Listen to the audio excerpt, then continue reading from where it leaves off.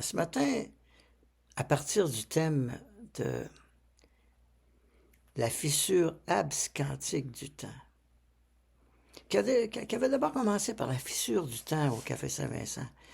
Parce que quand j'étais monté sur la scène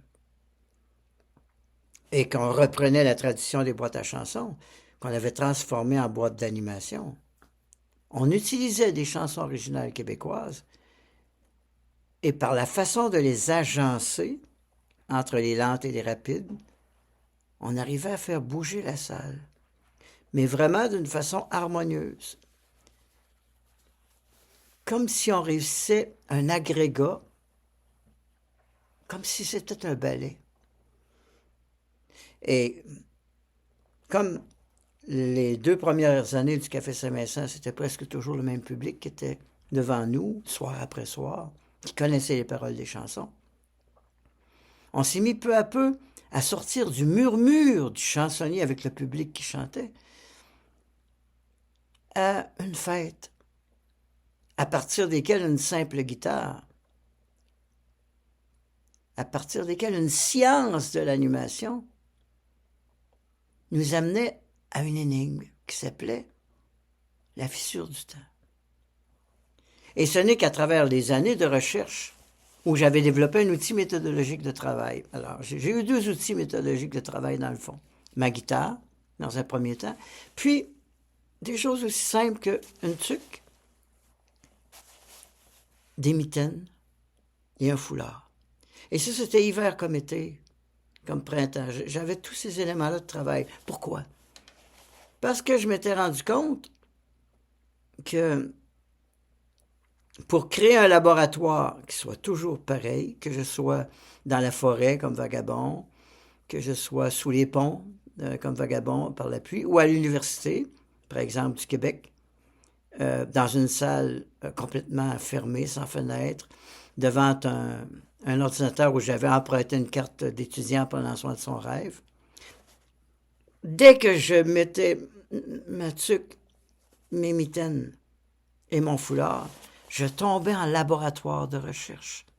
Et c'était toujours le même premier élément qui m'avait fasciné, au tout début, qui était la fissure du temps. Par exemple, je prends aujourd'hui, et c'est important que les mitaines soient à l'envers. Ça, c'est très drôle parce que quand une mitaine est à l'envers, voilà. Ouais, c'est comme ça. Ça indique qu'on est en recherche.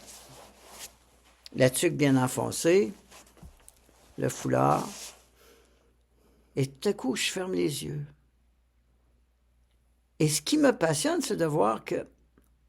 Pourquoi Abs, par exemple, le traité des Abs? C'est que Abs, étymologiquement, c'est ce qui vient du cœur. Au niveau de l'étymologie, des premières significations du mot Abs à partir de l'étymologie égyptienne, c'est ce qui vient du cœur. Et curieusement, j'ai commencé à me rendre compte que l'humain rêve, mais que le temps rêve. Et qu'est-ce qui relie le temps qui rêve avec l'humain qui rêve? C'est une fissure dans la réalité. En tout cas, c'était mon intuition. Et méthodologiquement, quand je suis parti sur la route pour vagabonder, je suis parti avec quoi? Avec ma guitare. Puis je suis parti avec ma tuque, mon foulard et des mitaines. Et soudainement, je me suis rendu compte que qu'est-ce que la poésie? Qu'est-ce que la poésie? C'est une tache de mémoire, c'est une trace de rêve. Ah, il y a une de mes chansons que je voulais vous faire pour essayer de vous montrer à quel point cette méthodologie-là est très intriquée. Et pourquoi la fissure absquantique du temps? Parce que la fissure se produit au niveau quantique. Parce que les atomes rêvent, le temps rêve, les humains rêvent. Comment se fait-il que ces 3 choses qui rêvent à un moment donné se retrouvent à créer des absvillements? Ça, c'est la grande énigme de ma recherche de doctorat. Prenons par exemple cette chanson que j'ai écrite sur la route. Hein? Je vais m'attarder aux mots parce que... Et je me rappelle pourquoi je l'ai écrit, c'est qu'un jour on m'a ramassé sur la route et on m'a amené à Notre-Dame de Montauban. Et comme tout mon vagabondage s'est fait sur la beauté du monde, j'essayais de composer une chanson pour remercier la personne. Donc le matin, avant de partir, j'ai composé cette chanson-là, dont j'ai laissé une copie du texte.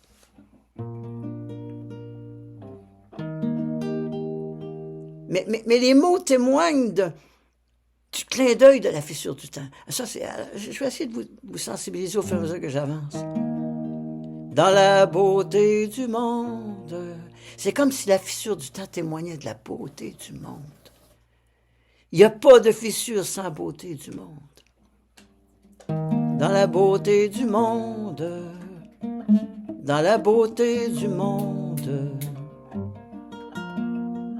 Je marcherai.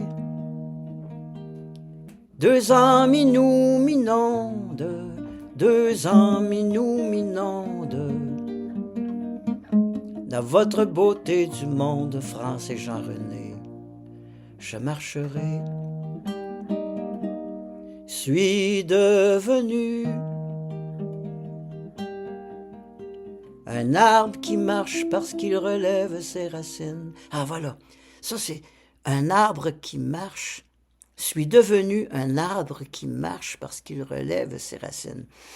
Combien de nuits je me suis surpris avec mon bâton de pèlerin à marcher la beauté du monde, avec les arbres qui, à travers le vent, me saluaient. Les arbres me saluaient. Et à un point tel que j'étais devenu un arbre qui marche parce qu'il relève ses racines. C'était tellement ça. Et je me disais, fissure du temps, comme sur la scène. Fissure du temps. Mais j'arrivais pas à saisir l'énigme. Par exemple, je disais, suis devenu un arbre qui marche parce qu'il relève ses racines. Un doux vieillard qui le soir délace ses bottines. Ah, ça, c'était fantastique. Le soir, j'avais des ampoules, j'avais pas vraiment mangé, je dormais en dessous d'un arbre ou sous un pont, mais j'étais un doux vieillard qui le soir délace ses bottines. Parce que j'habitais la fissure du temps. Je le ressentais. Comment on peut être aussi heureux sans vraiment manger, sans vraiment être à l'abri, et constamment heureux? C'est parce qu'on habite un royaume du merveilleux. Une belle jeune fille, à ta peu, suis devenue un arbre qui marche parce qu'il relève ses racines. Un doux vieillard qui le soir délace ses bottines. Une belle jeune fille qui retrousse sa jupe parce qu'elle dessine le bout de ses pieds dans la rivière. Déjà fini l'été d'hier. Ça, c'était fantastique. Parce que des fois, je s'arrêtais et je regardais The Pure Joy of Laughing Girl, hein, dans mes recherches sur le rire. La pure joie de la jeune fille, hein, qui est sur le bord de la rivière, qui retrousse sa jupe parce qu'elle dessine le bout de ses pieds dans la rivière. Et je me disais, mais elle le sait pas, mais elle est poète. Elle est poète de la fissure du temps. Elle le sait pas. Hein? Suis devenu un arbre qui marche parce qu'il relève ses racines. Un doux vieillard qui le soir délace ses bottines. Une belle jeune fille qui retrousse sa jupe parce qu'elle dessine le bout de ses pieds dans la rivière. Déjà fini l'été d'hier. Reste le canot de Jean-René, les fruits de France et sa bonté. Ça, c'était les deux à qui je rendais hommage. Il était 6 heures le matin avant que je parte. C'était sur leur galerie de Notre-Dame de Montauban. Je me prépare pour l'hiver, tel un enfant. Car mes 2 ans minous ont fait de moi un arbre fou. Comme le canot de Jean-René, sur la rivière Batiscan, comme les fruits de sa belle France, de Notre-Dame de Montauban. Je traverserai l'éternité en marchant, la neige et le vent. Et ça, je me suis aperçu, comme au Café Saint-Vincent, ce que je recherchais à faire, c'est traverser l'éternité. Traverser l'éternité par la fissure du temps. Et au fur et à mesure que j'ai avancé dans la vie, j'ai quitté le café, j'ai vagabondé des universités, j'ai mis ma tuque, mon foulard, mes mitaines, pour traverser l'éternité en marchant la neige et le vent.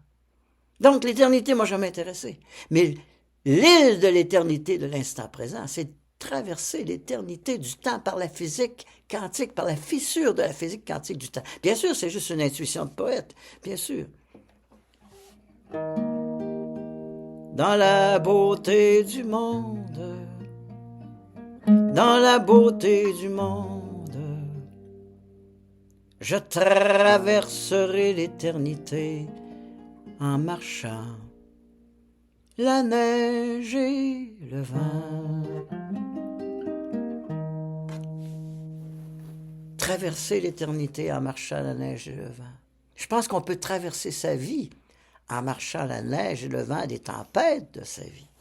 Alors, voyez-vous, quand je prends mes mitaines, des mitaines qui m'accompagnent depuis plusieurs années, à l'envers. Hop, ils sont à l'endroit. faut qu'ils soient à l'envers.